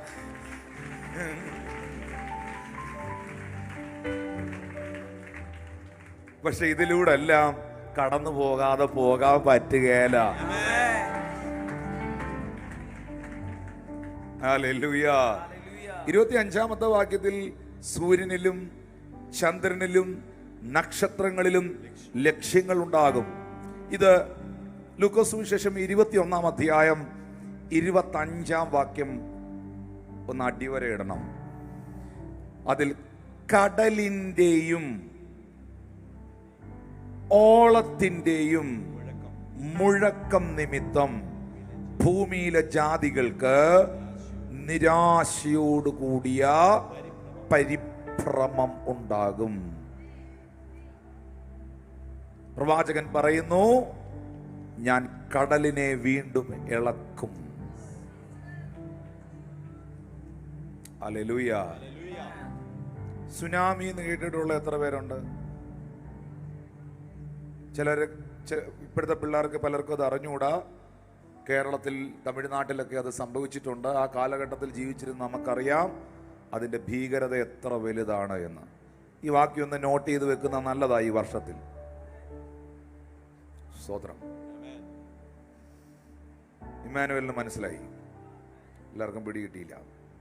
ഓക്കെ, 26-ാം വാക്യം. 26-ാം വാക്യം. ആകാശത്തിന്റെ ശക്തികൾ ഇളകിപ്പോകുന്നതിനാൽ ഭൂലോകത്തിന് എല്ലാരും പറഞ്ഞുകൊണ്ടിരിക്കുന്ന കാര്യമല്ലേ, എന്തുവായി ഈ ഭൂമി നടക്കുന്നത്, എന്താ ഇവിടെ നടക്കുന്നത്, ഈ ലോകം എങ്ങോട്ട് പോവുക, ഈ ലോകം എവിടേക്ക് സഞ്ചരിക്കുക? ആകാശത്തിന്റെ ശക്തികൾ ഇളകിപ്പോകുന്നതിനാൽ ഭൂമിയിൽ എന്ത് ഭവിക്കാൻ പോകുന്നെന്ന് പേടിച്ചു നോക്കി പാർത്തുകൊണ്ട് മനുഷ്യർ. ഈ ആകാശത്തിന്റെ ശക്തികൾ എന്ന് പറയുമ്പോൾ സമയമില്ലാത്തതുകൊണ്ടാ ദി ലോർഡ്സ് ടേബിളിനോടുള്ള ബന്ധത്തിൽ ഞാൻ ശുശ്രൂഷിക്കുന്നതാ. ഈ കാലാവസ്ഥകളിൽ വരുന്ന ഭയങ്കര മാറ്റങ്ങൾ അത് ഓൾറെഡി ഇപ്പോൾ നടന്നുകൊണ്ടിരിക്കുകയാണ്. പണ്ട് ഒരു 10-30 വർഷത്തിന് മുമ്പ്, 20 വർഷത്തിന് മുമ്പൊക്കെ കൃത്യമായ സീസണുകളിൽ മഴ പെയ്യും, തണുപ്പ് വരും, വെയിൽ വരുന്ന സമയത്ത് കൃത്യമായ വെയിലുണ്ടാവും. ഇപ്പം എപ്പോഴാ മഴ, എപ്പോഴാ വെയിൽ, എപ്പോഴാ ശൈത്യം, ഇതെല്ലാം മാറി മറിഞ്ഞ് കിടക്കുകയാണ്. ഇതെല്ലാം സംഭവിക്കുമ്പോൾ 27-ാം വാക്യത്തിൽ പറയുന്നു, അപ്പോൾ മനുഷ്യപുത്രൻ ശക്തിയോടും മഹാ തേജസ്സോടും കൂടെ മേഘത്തിൽ വരുന്നത് കാണും. ഇത് സംഭവിച്ചു തുടങ്ങുമ്പോൾ നിങ്ങളുടെ വീണ്ടെടുപ്പ് അടുത്തതുകൊണ്ട് നിവർന്ന് തലപൊക്കുവീ. ശബ്ദമുയർത്തി ഹല്ലേലൂയ. ഈ എൻ ടൈമിനെ കുറിച്ച്, കാലപ്പോസ് എൻ ടൈമിനെ കുറിച്ച് 2 തീമോത്തിയോസ് 3-ാം അധ്യായം 1 മുതലുള്ള വാക്യത്തിൽ എഴുതിയിട്ടുണ്ട്. എൻ ടൈമിൽ, അന്ത്യകാലത്ത് ദുർഘട സമയങ്ങൾ വരും എന്നറിയുക. മക്കളെ, എന്നെ ഒരു നിമിഷം നോക്കണേ. ഈ ലേഖനങ്ങളും ഈ വചനങ്ങളും ഇതെല്ലാം നൽകിയിരിക്കുന്നത് വിശ്വാസികൾക്ക് വേണ്ടിയാണ്, വിശ്വസിക്കുന്നവർക്ക് വേണ്ടിയാണ്. പത്രോസ് തൻ്റെ ലേഖനങ്ങൾ എഴുതി തുടങ്ങുമ്പോൾ, പൗലോസ് എഴുതി തുടങ്ങുമ്പോൾ പറയുന്ന ഒരു സ്റ്റേറ്റ്മെന്റ് ഉണ്ട്, വിശുദ്ധന്മാർക്കും വിശ്വാസികൾക്കുമായി എഴുതുന്നത്. നിങ്ങളുടെ ശ്രദ്ധ വേറെ എങ്ങും പോകരുത് പ്ലീസ്. 2 മുതലുള്ള വാക്യത്തിൽ എഴുതിയിട്ടുണ്ട്, മനുഷ്യർ സ്വസ്നേഹികളും. ഇങ്ങനെയൊക്കെ ഉണ്ടോ എന്ന് നോക്കണം. ഇത് വർഷങ്ങൾക്ക് മുമ്പ് രേഖപ്പെടുത്തിയതാണ്. ആയിരക്കണക്കിന് വർഷങ്ങൾക്ക് മുൻപ് രേഖപ്പെടുത്തിയതാണ്. 100 വർഷം മുമ്പ് എഴുതിയതല്ലിത്, 200 വർഷം മുമ്പ് എഴുതിയതല്ലിത്. എൻ ടൈമിൽ മനുഷ്യർ സ്വസ്നേഹികളും ദ്രവ്യാഗ്രഹികളും വമ്പ് പറയുന്നവരും അഹങ്കാരികളും ദൂഷകന്മാരും അമ്മയപ്പന്മാരെ അനുസരിക്കാത്തവരും നന്ദി കെട്ടവരും.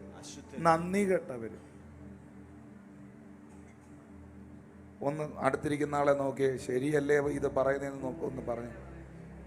നന്ദി കെട്ടവരും അശുദ്ധരും വാത്സല്യമില്ലാത്തവരും ഇണങ്ങാത്തവരും. അടുത്ത ആളുകൾ എൽഷദായ ചർച്ചിലില്ല, അതുകൊണ്ട് ഞാനത് പറയുന്നില്ല. ഏതാ? ഏഷണിക്കാരും അജേന്ദ്രിയന്മാരും ഉഗ്രന്മാരും സൽഗുണദോഷികളും ദ്രോഹികളും ധാർഷ്ട്യക്കാരും നിഗളികളുമായി. എത്ര ഞാനൊരു 19 കാര്യം എഴുതിയിട്ടുണ്ട്. ഒന്ന് എണ്ണാവോ? ആദ്യം മൊത്തം എണ്ണി പിന്നെ ഒന്നുകൂടെ വിരല എണ്ണേണ്ടി വരും.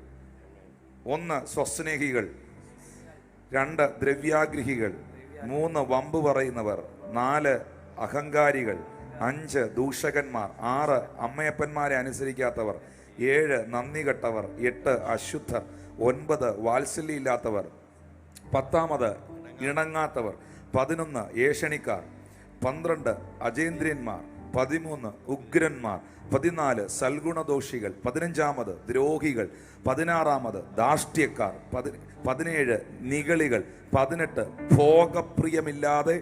ഭോഗപ്രിയരായവർ, 19 ഭക്തിയുടെ വേഷം ധരിച്ച് അതിൻ്റെ ശക്തിയെ ധരിക്കുന്നവർ. ഹല്ലേലൂയ. ശരിക്കും പറഞ്ഞാൽ ഈ കൂട്ടരിൽ നിന്ന് ഏറ്റവും കൂടുതൽ ഉപദ്രവം അനുഭവിക്കുന്നത് ഭക്തിയോടെ ജീവിക്കുന്നവരാ. ശരിയാ. ഇന്നത്തെ കാലഘട്ടത്തിൽ സത്യസന്ധമായും നീതിയോടെയും മര്യാദയോടെയും ജീവിക്കുന്നവർക്കാണ് ഏറ്റവും കൂടുതൽ ഉപദ്രവം ഉണ്ടാകുന്നത്. ഉറപ്പാ. അല്ല, അത് ഇന്നത്തെ മാത്രമല്ല. പൗലോസ് പറഞ്ഞൊരു വാക്യം വാസ്തവം ഒന്ന് വായിക്കാവോ? 2 തീമോത്തിയോസ് 3:11. 2 തീമോത്തിയോസ് 3:11 എന്താ എഴുതിയിരിക്കുന്നത്? അന്ത്യോക്യയിലും ഇഖാനിയയിലും ലുസ്ത്രയിലും എനിക്ക് സംഭവിച്ച ഉപദ്രവവും കഷ്ടാനുഭവവും കണ്ടെന്നിരിക്കുന്നു. ഞാൻ എന്തെല്ലാം ഉപദ്രവം ഒന്ന് വായിച്ചേ. ഞാൻ എന്തെല്ലാം. അങ്ങനല്ല പറഞ്ഞത്. ഞാൻ എന്തെല്ലാം. അപ്പൊ മലയാളി പറയുന്ന പോലെ പറയണം. ഞാൻ എന്തെല്ലാം ഉപദ്രവം സഹിച്ചു. വാസ ജിജി അങ്ങനെയാണോ പറയുന്നത്? പക്ഷെ ഞങ്ങൾ അങ്ങനല്ല പറയുന്നത്. ഞാൻ എന്തെല്ലാം ഉപദ്രവം സഹിച്ചു. ഒന്ന് കരമടിച്ച് കർത്താവിന് നന്ദി.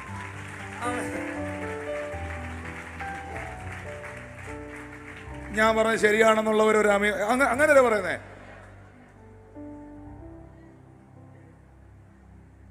ഹല്ലേലൂയ. അതെല്ലാറ്റിൽ നിന്നും അത് കർത്താവാ.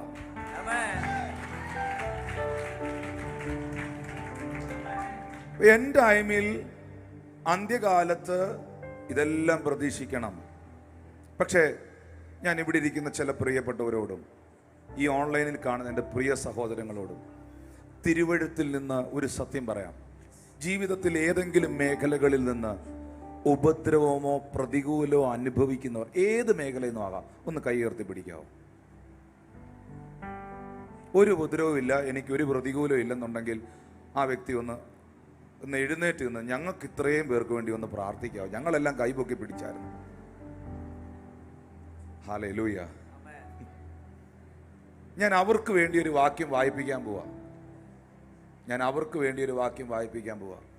129 സങ്കീർത്തനം അതിൻ്റെ 1-2 വാക്യങ്ങൾ നിങ്ങൾ നോക്കി. ഇസ്രായേൽ പറയേണ്ടതെന്നാൽ അവർ ബാല്യം മുതൽ പലപ്പോഴും എന്നെ ഉപദ്രവിച്ചു. സത്യമാണ്.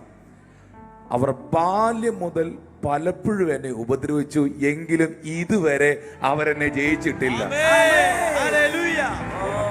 കരമടിച്ച് കർത്താവിനൊന്ന് നന്ദി. ഈ കയ്യടി പോരാ, അത് അനുഭവിച്ചവരിവിടെ ഉണ്ടെങ്കിൽ. അവർ ബാല്യം മുതൽ പലപ്പോഴും എന്നെ ഉപദ്രവിച്ചു, എങ്കിൽ അവർ എന്നെ ജയിച്ചിട്ടില്ല.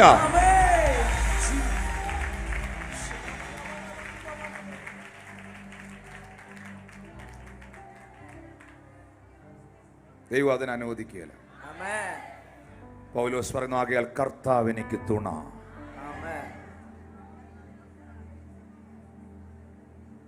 It's an end time. Thank you, Holy Spirit. Thank you, Holy Spirit. 2 പത്രോസിന്റെ ലേഖനം, മോനെ ഒരു വാക്യോടെ, 2 തീമോത്തിയോസ് 3:12. അത് അവസാനിപ്പിച്ച് അതിലേക്ക് വരുന്നു. 2 തീമോത്തിയോസ് 3:12. എല്ലാവരും ഒന്ന് വായിച്ചേ. എന്നാൽ ക്രിസ്തു യേശുവിൽ ഭക്തിയോടെ ജീവിക്കുവാൻ മനസ്സുള്ളവർക്കെല്ലാം ഉപദ്രവം ഉണ്ടാകും. ഉറപ്പിക്കാവോ?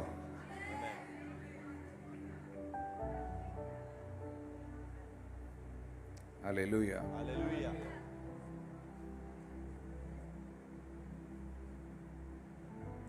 ഇത് മനുഷ്യനെ, നിങ്ങളിത് മനുഷ്യരെ കുറിച്ചല്ല ഈ പറയുന്നത്, നോട്ട് ഹ്യൂമൻ. ഇത് പറഞ്ഞ ഉടനെ നിങ്ങളുടെ മനസ്സിൽ പല മനുഷ്യരെ കുറിച്ചല്ല, മനുഷ്യരല്ല നമ്മുടെ വിഷയം. നമുക്ക് പോരാട്ടമുള്ളത് ജഡരക്തങ്ങളോടല്ല, വാഴ്ചകളോടും അധികാരങ്ങളോടും സ്വർലോകങ്ങളുടെ ദുഷ്ടാത്മസേനയോടുമാണ്.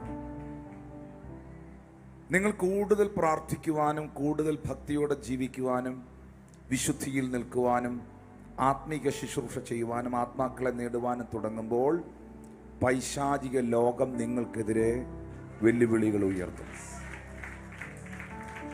പക്ഷേ അവിടെ നിങ്ങൾക്ക് ഇപ്പോൾ വായിച്ച സങ്കീർത്തന പുസ്തകത്തിലെ 2-ാമത്തെ വാക്യം നിങ്ങളുടെ അകത്ത് കിടക്കണം. എങ്കിലും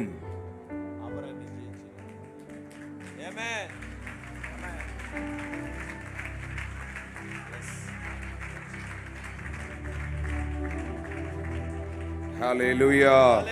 ചേർന്നൊരു ഹല്ലേലൂയ. പൗലോസിന്റെ ഒരു സാക്ഷിയുണ്ട് പാസ്റ്റർ അതിനകത്ത്. പൗലോസിന്റെ ഒരു സാക്ഷിയുണ്ട്. 2 തിമോത്തി 4-ാം അധ്യായം, ഞാൻ പറയുന്ന വാക്യം മാത്രം ഒന്ന് വായിക്കാം. അതിന്റെ 14-ാമത്തെ വാക്യം ഒന്ന് വായിക്കാം. 2 തിമോത്തി 4-ന്റെ 14-ാം വാക്യം. ചെമ്പ് പണിക്കാരനായ അലക്സാണ്ടർ എനിക്ക് വളരെ ദോഷം ചെയ്തു, അവന്റെ പ്രവൃത്തികൾക്ക് തക്കവണ്ണം കർത്താവ് അവന് പകരം ചെയ്തു. അത് ദൈവം ചെയ്തോളും. 17-ാം വാക്യം. കർത്താവ് എനിക്ക് തുണ നിന്ന് പ്രസംഗം എന്നെ കൊണ്ട് നിവർത്തിക്കുവാനും സകല ജാതികളും കേൾക്കുവാനും എന്നെ ശക്തീകരിച്ചു. അങ്ങനെ ഞാൻ സിംഹത്തിന്റെ വായിൽ നിന്ന് രക്ഷ പ്രാപിച്ചു. നമുക്ക് ഈ കർത്താവിനെ മതി. നമുക്ക് ഈ കർത്താവിനെ മതി. ആ ഉറപ്പുള്ളവരൊരു നമുക്ക് ഈ കർത്താവിനെ മതി. 18-ാമത്തെ വാക്യം.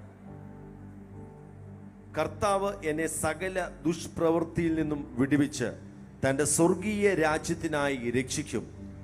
അവന് എന്നേക്കും മഹത്വം. ആമേൻ. അടുത്തിരിക്കുന്ന ആളെ പിടിച്ചേച്ച് പറ, നമുക്ക് ഈ യേശു കർത്താവ് മതി.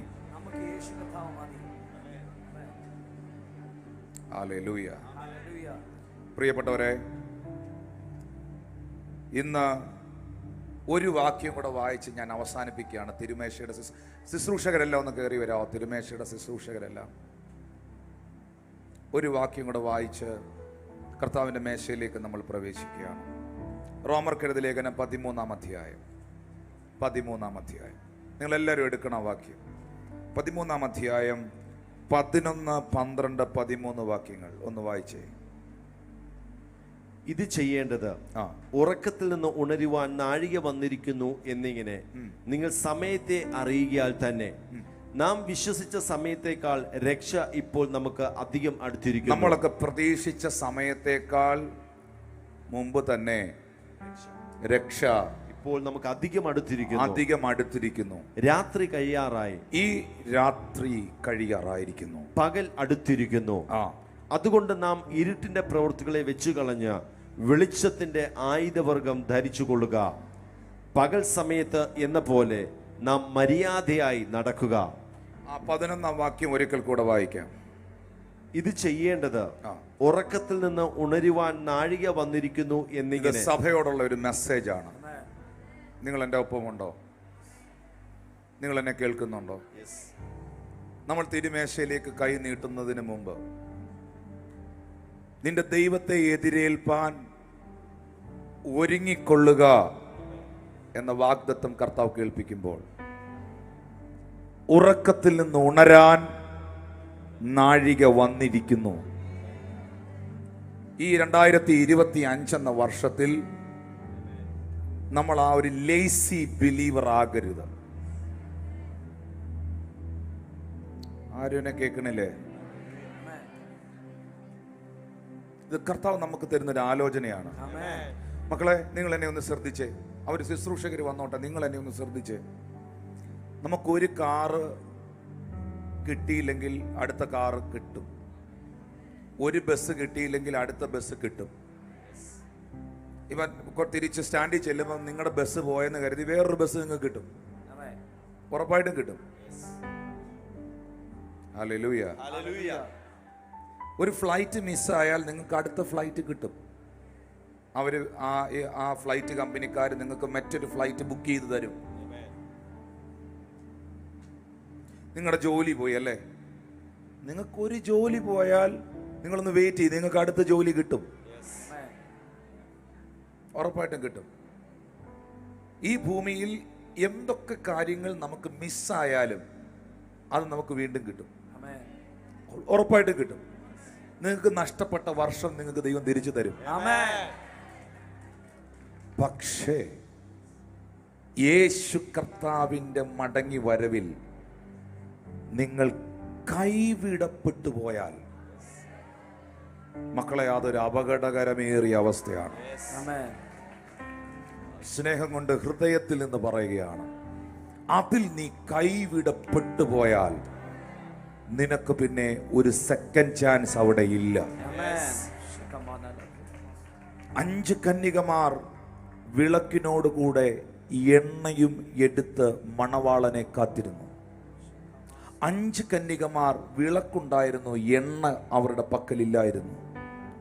ഈ 5 പേർ അർദ്ധരാത്രിയിൽ ഉറക്കം പിടിച്ചു, ലേസിയായി. ഇതൊക്കെ ഞങ്ങൾ എത്ര കേട്ടിരിക്കുന്നു, ഇത് കൊല്ലങ്ങളായിട്ട് കേൾക്കുകയല്ലേ. മണവാളം വരുവോ വരാതിരിക്കുവോ, യേശു വരുവോ വരാതിരിക്കുവോ. പക്ഷേ അവർ പ്രതീക്ഷിക്കാത്ത ടൈമിൽ മണവാളൻ വന്നു.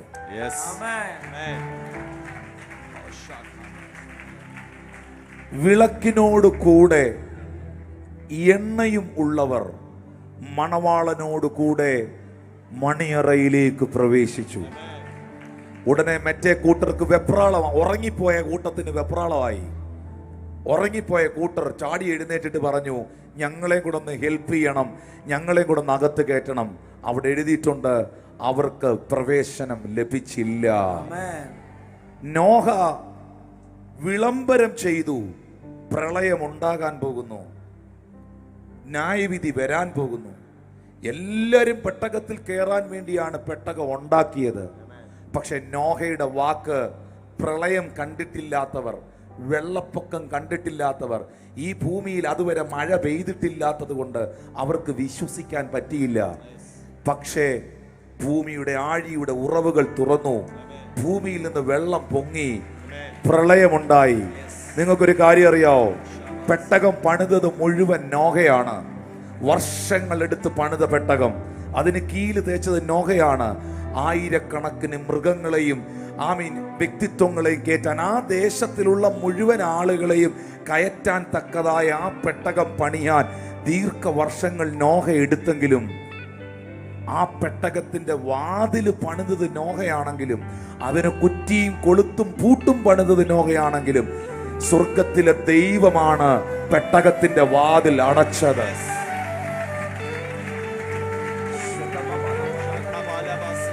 കാരണം അവൻ അടച്ചാൽ ആർക്കും അത് തുറക്കാൻ കഴിയുകയില്ല, അവൻ തുറന്നാൽ ആരും അത് അടയ്ക്കുകയില്ല.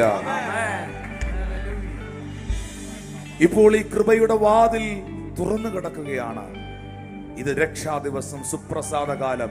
നിങ്ങൾക്ക് രക്ഷിക്കപ്പെടാനും പരിശുദ്ധാത്മാവിനെ സ്വീകരിക്കുവാനും ദൈവകൽപ്പന അനുസരിക്കാനും ദൈവത്തിന് വേണ്ടി ജീവിക്കാനും അവൻ്റെ പാതയിൽ സഞ്ചരിക്കാനും എല്ലാറ്റിനും അവനവൻ ശരീരത്തിൽ ഇരിക്കുമ്പോൾ ചെയ്യുന്നത് നല്ലതാകിലും തീയതാകിലും അതിനൊത്തവണ്ണം പ്രാപിക്കും.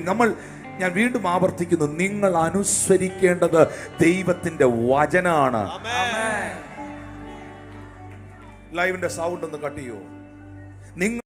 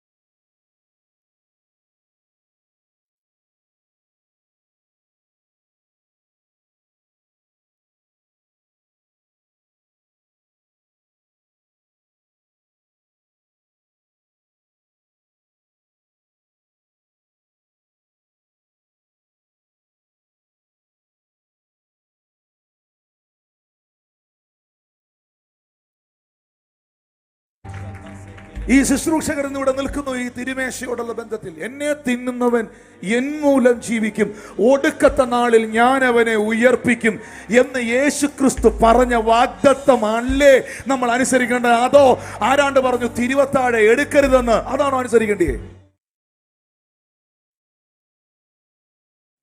ഞാൻ നിൽക്കേണ്ടത്, ഞാൻ ജീവിക്കേണ്ടത് ഈ വചനത്തിലാണ്. തന്നെ കാത്തിരിക്കുന്നവരുടെ പ്രത്യക്ഷതയ്ക്കായി, തന്നെ കാത്തിരിക്കുന്നവർക്കായി അവൻ വീണ്ടും മടങ്ങി വരും. കരങ്ങളെ ഉയർത്തി ദൈവത്തെ സ്തുതിക്കാം.